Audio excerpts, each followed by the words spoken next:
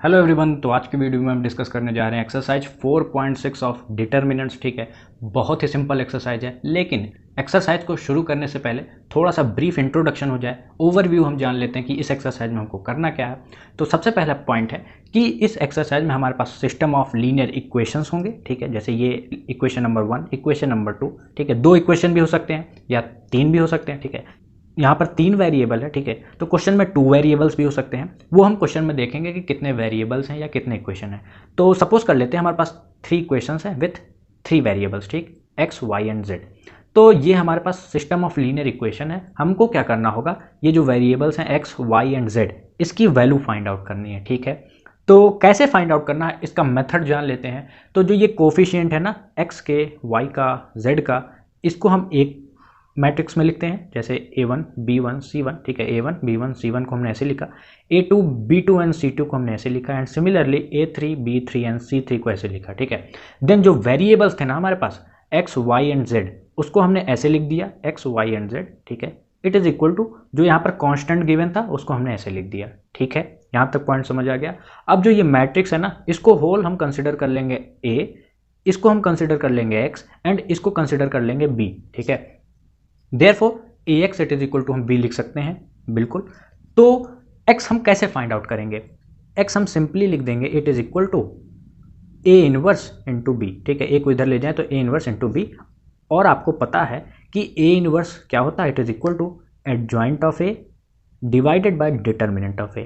ठीक है, तो इस मेथड से हमको x y z वेरिएबल्स की वैल्यू फाइंड आउट करनी है। बहुत ही सिंपल है। ठीक है, तो एक्सरसाइज में चलते हैं तो देखते हैं, लेकिन उसके पहले कुछ इंपॉर्टेंट केस। ठीक है, कंसिस्टेंसी या इनकंसिस्टेंसी क्या होती है इसको हम एक बार जान लेते हैं। तो केस है हमारे पास कि अगर if A is a non singular matrix, इसका क्या मतलब है, जब हमने ऐसे लिख दिया ना AX it is equal to B, अगर A हमारी नॉन सिंगुलर मैट्रिक्स है, और आपको पता है कि non singular matrix means determinant of matrix A it is equal to, it is not equal to zero. जो यहाँ पर बातें लिखी गई है कि determinant of matrix A it is not equal to zero. ठीक है, केस 1 है। देन केस 2 है हमारा जब determinant of matrix A is equal to zero, that is that matrix is singular matrix. ठीक है, तो 1 बाय 1 डिस्कशन कर लेते हैं। तो केस 1 है हमारा कि if A is a non singular matrix, ठीक है, इसका मतलब है determinant is not equal to zero. ठीक है, हेंस इनवर्स विल एग्जिस्ट। ठीक है, तो इस कंडीशन में हम फॉर्मूला यूज करेंगे x it is equal to a inverse into b। x क्या था हमारा, वेरिएबल्स की मैट्रिक्स थी ना, x y and z find out करने के लिए हम ये फॉर्मूला यूज करेंगे। ठीक है, a इनवर्स हमारा adjoint of a divided by determinant of a, and इस मेथड को कहा जाता है मैट्रिक्स मेथड। ठीक है, जो पूरी एक्सरसाइज में हमारे यूज होगा। ठीक है, एंड जो सोल्यूशन ऑब्टेन्ड होते हैं वो होते हैं हमारे यूनिक सोल्यूशन। ठीक है, लास्ट पॉइंट कि this system of linear equation is set to be consistent. ठीक है, कंसिस्टेंट होगा, और 1 से 2 नंबर में आपको फाइंड करने को आ सकता है कि बताइए ये system of linear equation consistent है या इनकंसिस्टेंट है। ठीक है, यूनिक सोल्यूशन मींस कंसिस्टेंट। ठीक है, ये किस कंडीशन में होगा, when A is a non singular matrix means determinant of matrix A is not equal to zero. ठीक है, केस 1 हमने अच्छे से डिस्कस कर लिया। केस 2 पे चलते हैं। If a is a singular matrix, singular means determinant of matrix a is equal to 0। ठीक है, तब हम कैलकुलेट करेंगे adjoint of a into b। ठीक है, इसके अंदर भी 2 केस हैं। पहला केस है अगर adjoint of a into b is not equal to 0 और 0 मैट्रिक्स। ठीक है, ये अगर 0 मैट्रिक्स नहीं होता है, therefore no solution will exist। ठीक है, पॉइंट है no solution will exist and the system of equation will be inconsistent। ठीक, then if adjoint of A into B it is equal to 0 matrix, तो 2 criteria, या infinitely many solution exist करेंगे या no solution exist करेगा। तो infinitely many solution के लिए system consistent भी हो सकता है, और नो सोल्यूशन के लिए इनकंसिस्टेंट भी हो सकता है। ठीक है, तो ये चार्ट आप अपनी कॉपी में ड्रॉ कर लें। ठीक है, और रिवाइज करने में भी आपको मदद मिलेगी। तो यही था इस एक्सरसाइज के इंट्रोडक्शन पार्ट में। ठीक है, तो आई होप आपको इंट्रोडक्शन अच्छे से समझ आ गया होगा। तो अब चलते हैं अपनी एक्सरसाइज पे। तो क्वेश्चन नंबर 1 देखते हैं। ठीक है, क्वेश्चन नंबर 1 to 6 में हमको चेक करना है कि सिस्टम ऑफ इक्वेशन कंसिस्टेंट है या इनकंसिस्टेंट है। ठीक है, तो क्वेश्चन नंबर 1 देखते हैं। यहाँ पर x and y 2 variables given है। मैंने आपको बताया था कि जो वेरिएबल्स हैं उनके कोफिशिएंट को एक मैट्रिक्स में अरेंज करेंगे। तो 1 2 2 एंड 3 ये कोफिशिएंट थे ना, इसको हमने एक मैट्रिक्स में अरेंज कर दिया एंड वेरिएबल्स को एक मैट्रिक्स में अरेंज करेंगे। इट इज़ इक्वल टू, ये मैट्रिक्स हमारी कांस्टेंट की हो गई। ठीक, अब मैंने आपको बताया था कि ये मैट्रिक्स हम सपोज करेंगे एज मैट्रिक्स ए, इसको सपोज करेंगे एज मैट्रिक्स एक्स, ठीक है, एंड इसको सपोज करेंगे एज मैट्रिक्स बी। ठीक है, तो चेक करते हैं कि कंसिस्टेंट है या नहीं है। इसके लिए क्या करना होगा, डिटर्मिनेंट ऑफ ए निकालते हैं। ठीक है, तो मैट्रिक्स हमारी ए क्या है, it is equal to this, तो determinant of matrix A will be, it is equal to, ये हमारी मैट्रिक्स थी तो हमने इसको डिटर्मिनेंट फॉर्म में लिखा 1 2 2 and 3, 1 2 2 and 3, it is equal to 3 1 जा 3 माइनस 2 2 जा 4, इट इज इक्वल टू -1, ठीक है, which is not equal to 0। ठीक है, hence determinant is not equal to 0। मैंने आपको बताया था इनवर्स एग्जिस्ट करेगा, इनवर्स विल एग्जिस्ट, ठीक है, and the system of linear equations या system of equations will be, क्या होगा, कंसिस्टेंट। अगर आपको चार्ट याद है तो बहुत ही बेसिक एक्सरसाइज है, ठीक है, तो आप चार्ट एक बार बढ़िया से माइंड में रिकैप कर लें। तो system of equation will be consistent, ठीक है, और एडिशनल बात भी हम लिख सकते हैं कि सोल्यूशन विल बी यूनिक, ठीक है, और यूनिक सोल्यूशन विल एग्जिस्ट। ठीक, तो ये फर्स्ट था। सेकंड क्वेश्चन भी सिमिलर टू क्वेश्चन नंबर 1 है। क्या करना है, जो वेरिएबल्स हैं उनके कोफिशिएंट को एक ब्रैकेट में, एक मैट्रिक्स में अरेंज करते हैं। तो कोफिशिएंट है 2 2, यहाँ पर कोफिशिएंट है 1 1 1 एंड ये 1 यहाँ पर भी है, तो 1 एंड 1, ठीक है, and variables it is equal to constant को एक मैट्रिक्स में। ठीक है, तो ये मैट्रिक्स हमारी हो गई मैट्रिक्स ए, ये मैट्रिक्स हो गया मैट्रिक्स एक्स, एंड ये मैट्रिक्स हो गई हमारी मैट्रिक्स बी। ठीक है, तो अब हमको चेक करना है कि ये सिस्टम ऑफ इक्वेशन कंसिस्टेंट है कि नहीं है। क्या करेंगे, ये जो मैट्रिक्स ए है which is equal to 2 1 1 and 1, इसका डिटर्मिनेंट फाइंड आउट करते हैं। तो डिटर्मिनेंट फॉर्म लिखें तो 2 1 1 एंड 1, डिटर्मिनेंट निकालते हैं, 2 1 जा 2 माइनस 1 1 जा 1 विच इज इक्वल टू 1। ठीक है, hence this 1 is not equal to 0। जो पिछला क्वेश्चन किया सिमिलर टू वही क्राइटेरिया आया है, therefore this system of equation is consistent. ठीक है, कंसिस्टेंट है। और भी बातें आप बता सकते हैं कि यूनिक सोल्यूशन होगा, ठीक है, इनवर्स एग्जिस्ट करेगा। ठीक है, ये एडिशनली मैं बता रहा हूं ताकि आपको वो चार्ट रिकैप हो जाए। लेकिन हमारे क्वेश्चन में कहा था चेक करना है कि कंसिस्टेंट है या नहीं, तो ये हमने चेक कर दिया। चलते हैं अब थर्ड। तो क्वेश्चन नंबर 3 है हमारे पास, ठीक है, तो इसको मैट्रिक्स फॉर्म में लिखते हैं। कोफिशिएंट यहाँ पर है 1 3 2 एंड 6, इसको मैट्रिक्स में लिखा 1 3 2 and 6। Variables x and y है, ठीक है, it is equal to constant क्या है 5 एंड 8। तो मैट्रिक्स ए क्या हो जाएगी हमारी, it is equal to 1 3 2 and 6। ठीक है, चेक करते हैं कंसिस्टेंट है कि नहीं। तो डिटर्मिनेंट निकालेंगे 1 3 2 एंड 6 का, 6 1 जा 6 माइनस 3 2 जा 6 which is equal to 0। Determinant 0 आ गया। ठीक है, केस नंबर 2 अगर आपको याद आ रहा हो, ठीक है, चार्ट का, तो वो केस आ रहा है इसमें। तो जब डिटर्मिनेंट ऑफ ए 0 आ जाए तो इसके अंदर 2 क्राइटेरिया हम चेक करते हैं कंसिस्टेंसी या इनकंसिस्टेंसी की। पहली क्राइटेरिया है adjoint of A into B is equal to 0 matrix. Second criteria है adjoint of A into B is not equal to 0 matrix. ठीक है, तो ये 2 क्राइटेरिया हम चेक करेंगे एंड फिर पता चलेगा कि कंसिस्टेंट है कि नहीं है। ठीक है, अगर ये नॉन जीरो होगा हैंस ये इनकंसिस्टेंट है। ठीक है, एंड अगर ये 0 है तो इसके अंदर भी क्राइटेरिया है कि कंसिस्टेंट भी हो सकता है या इनकंसिस्टेंट भी हो सकता है। ठीक है, तो चेक करते हैं पहले adjoint of A into B क्या आ रहा है। तो एडजॉइंट निकालने के लिए हमको कोफैक्टर्स चाहिए। ठीक है, तो इस मैट्रिक्स के हम कोफैक्टर्स निकालते हैं। ठीक है, तो 1 का कोफैक्टर हो जाएगा 6, 3 का कोफैक्टर हो जाएगा 2 विथ नेगेटिव साइन, 2 का cofactor 3 with negative sign and 6 का कोफैक्टर 1। इसका ट्रांसपोज किया तो क्या मिलेगा, एडजॉइंट ऑफ मैट्रिक्स ए। ठीक है, it is equal to rows column में ट्रांसफॉर्म हो जाएंगे, तो 6 -2 -3 एंड 1।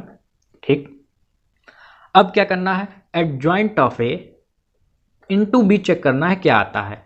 तो एडजॉइंट ऑफ ए है हमारे पास 6 -3 -2 एंड 1 इंटू मैट्रिक्स बी। ऊपर चले तो ये हमारी मैट्रिक्स बी थी, ये मैट्रिक्स ए था। ठीक है, एंड ये हमारा मैट्रिक्स एक्स था। ठीक है ना, तो मैट्रिक्स बी मल्टीप्लाई कर देते हैं, ये adjoint A into matrix B. ठीक है, it is equal to multiply ऐसे चलता है, तो 6 5 जा 30 -3 इंटू 8 दैट इज -24, ठीक है, -2 इंटू 5 -10, 1 इंटू 8 8, तो 30 -24 क्या हो जाएगा, it is equal to 30 -24 that is 6 and -10 + 8 that is 2, ठीक है।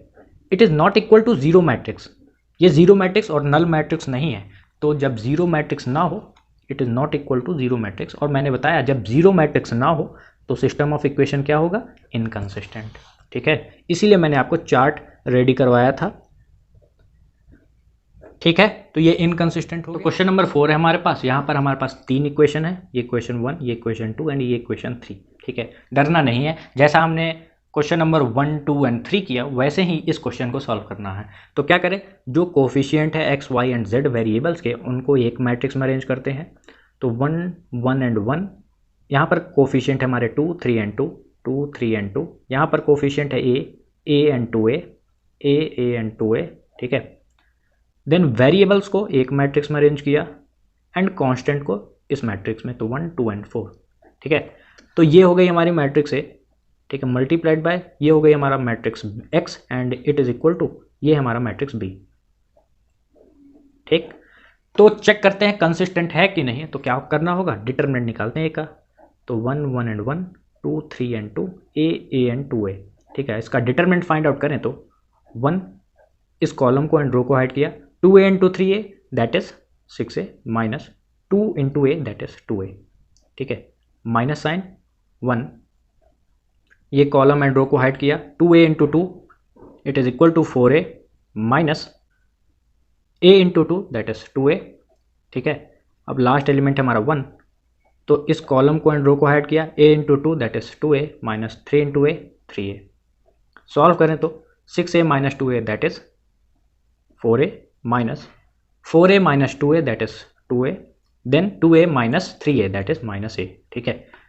इसको सॉल्व करेंगे तो क्या आ जाएगा, a मिल जाएगा, ठीक।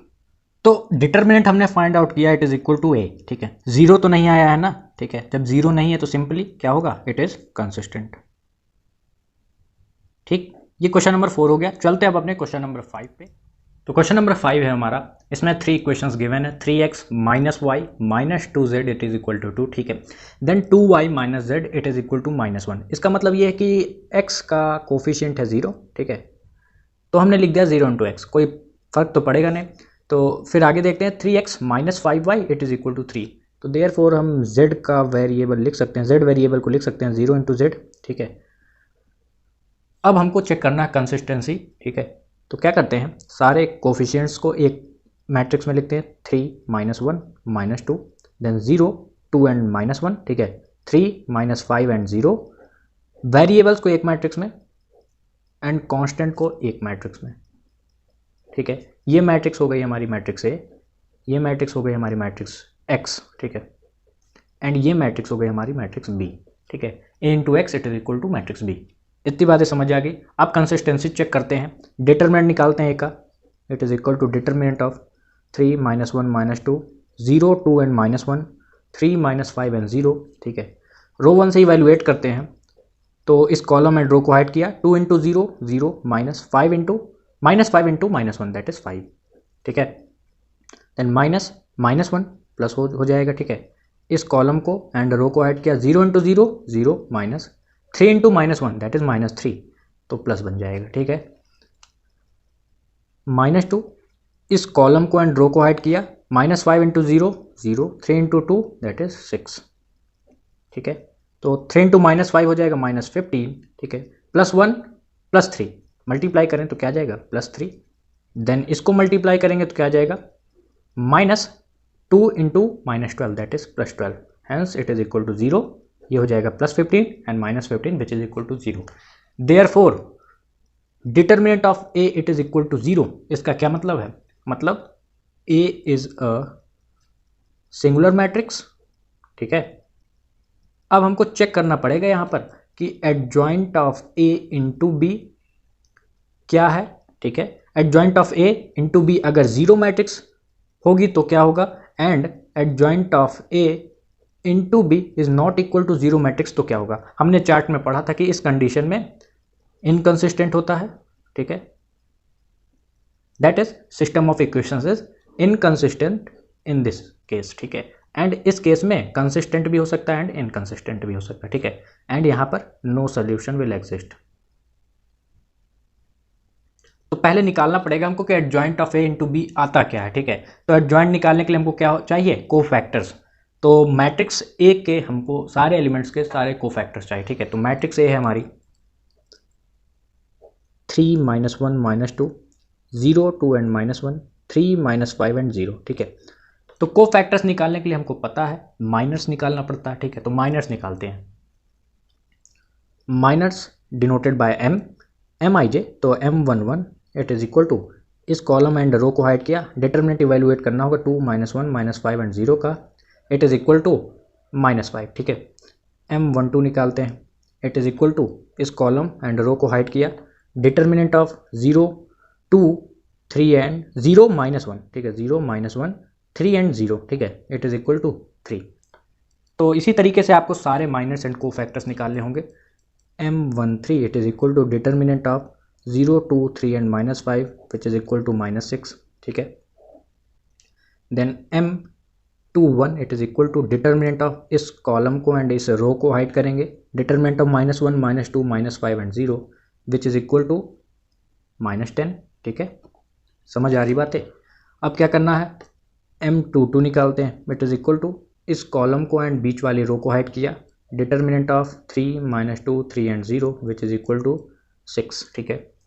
M33 देखते हैं, डिटर्मिनेंट ऑफ, ये रो तो हाइड रहेगी, देन इस कॉलम को हाइड किया तो क्या बच रहा है 3 -1 3 एंड -5, ठीक है।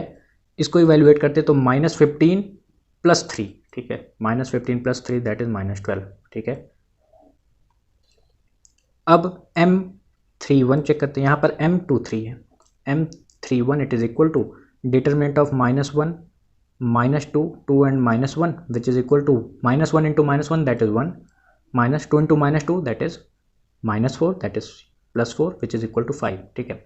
M32 क्या आ जाएगा, it is equal to determinant of 3 -2 0 and -1 which is equal to -3, ठीक है, -3।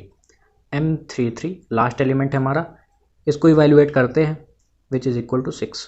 माइनर्स निकाल लिए, अब क्या करते हैं, कोफैक्टर्स निकालना है। तो कोफैक्टर्स क्या होते हैं, A11 A12 A13, ठीक है, then A21 A22 and A23, ठीक है, A31 A32 एंड A33, ठीक है। और हमने कोफैक्टर्स अच्छे से निकाले हैं एक्सरसाइज 4.4 एंड 4.5 में। आपको पता है कोफैक्टर्स के लिए सिंबल चलता है plus minus plus minus plus minus, then plus minus and plus, तो इनटू माइनस, तो माइनर क्या है -5 विच इज इक्वल टू -5, ठीक है, then 3, then -6 which is equal to -6, ठीक है, plus into -6 that is -6। A21 देखें, A21 हो जाएगा हमारा, यहाँ पर माइनर है -10 तो माइनस माइनस प्लस तो +10, ठीक है, देन 6 एंड -12 है तो माइनस माइनस प्लस 12, ठीक है। इसके लिए +5, यहाँ पर -3 है माइनर तो माइनस माइनस प्लस +3 बन गया, देन 6। तो माइनर एंड कोफैक्टर निकालने के बाद अब एडजॉइंट निकालते हैं। तो कोफैक्टर्स को अरेंज करें, -5 -3 एंड -6, ठीक है, 10 6 एंड 12 5 3 एंड 6, ये कोफैक्टर्स को अरेंज किया। इसका ट्रांसपोज जब निकालेंगे तो एडजॉइंट ऑफ मैट्रिक्स ए आ जाएगा which is equal to -5 -3 and -6 10 6 and 12 5 3 and 6, ठीक है। एडजॉइंट निकाल लिया, अब क्या करना है, adjoint of A into B find out करना और देखते हैं क्या आएगा। तो चलते हैं नेक्स्ट पेज पे। तो पिछले पेज में हमने एडजॉइंट सक्सेसफुली निकाल लिया, अब adjoint of A into B करते हैं। तो ये adjoint A multiplied by matrix B, ठीक है। तो मल्टीप्लाई कैसे चलता है, ऐसे देन ऐसे, ये हमारे 3 इंटू 3 ऑर्डर की मैट्रिक्स एंड ये हमारी मैट्रिक्स 3 इंटू 1, ठीक है। देयरफॉर -5 इंटू 2 क्या बन जाएगा, -10, ठीक है, then 10 into -1 that is -10 and 5 3 जा 15, ठीक, -3 इंटू 2 -6 6 इंटू -1 -6 3 इंटू 3 9, ठीक है, -6 into 2 -12 12 into -1 that is -12 and 6 into 3 that is 18। ये हमारे 3 इंटू 1 ऑर्डर की मैट्रिक्स बनी, ठीक। Therefore adjoint of A into B it is equal to -10 -10 -20 +5 +15 that is -5 and -6 -6 -12 +9 that is -3 -12 -12 that is -24 +18 that is -6, which is not equal to zero matrix or null matrix. Hence this system of equations is inconsistent. ठीक है, समझ आ गया problem. चलते हैं अपने question number 6। तो question number 6 है हमारे पास, ठीक है। इसमें भी 3 इक्वेशंस गिवन है, ठीक है। तो सबसे पहले मैट्रिक्स बनाते हैं कोफिशिएंट्स के 5 -1 4 2 3 एंड 5 5 -2 एंड 6, ठीक है। Then multiplied by variables x y and z, it is equal to constant term क्या है 5 2 एंड -1। ये मैट्रिक्स हो गई हमारी मैट्रिक्स ए, ये हो जाएगा matrix x and this is our matrix b, ठीक है। तो चेक करते हैं फाइनली कि ये कंसिस्टेंट है कि इनकंसिस्टेंट है। तो कंसिस्टेंसी के लिए डिटरमिनेंट निकालते हैं। It is equal to determinant of 5 -1 4 2 3 and 5 5 -2 and 6। इसका डिटरमिनेंट निकालें तो रो 1 के अलॉन्ग तो 5, ठीक है। इस रो को एंड कॉलम हाइट किया तो 6 3 जा 18 माइनस 5 इंटू -2 दैट इज -10, तो ये बन जाएगा +10, ठीक है। देन -1 दैट इज +1, ठीक है। इस कॉलम को एंड रो को ऐड किया 6 2 जा 12 -15 5 इंटू 5 25, ठीक है।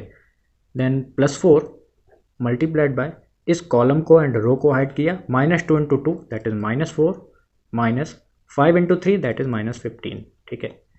तो हमने ये लिख दिया। अब इसको सॉल्व कर देते हैं। तो 5 18 + 10 दैट इज 28 +1, ठीक है, मल्टीप्लाइड बाय 12 - 25 क्या हो जाएगा -13 +4 -4 -15 दैट इज -19, ठीक है।